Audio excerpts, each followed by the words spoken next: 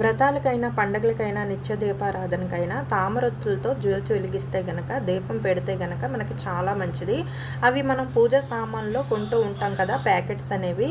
అలా కాకుండా ఒక రూ. 10 తామర పువ్వు తీసుకొని, అలాగే రూ. 10 ఒత్తుల ప్యాకెట్ తీసుకుంటే గనక చక్కగా మనకి రూ. 20 ఖర్చుతోనే అది ఎలా అనేది ఈ వీడియో మొత్తం కూడాను మన ఛానల్లో పెట్టాను, చూసేయండి.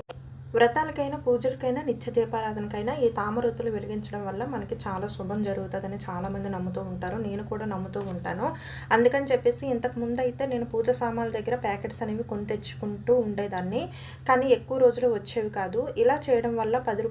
20 ఖర్చుతోనే మనం సంవత్సరం పొడుగునా ఎన్ని సైజు ఒత్తులు కావాలంటే అన్ని సైజు ఒత్తులు ఇంట్లోనే చాలా సింపుల్గా తయారు చేసేసుకోవచ్చండి.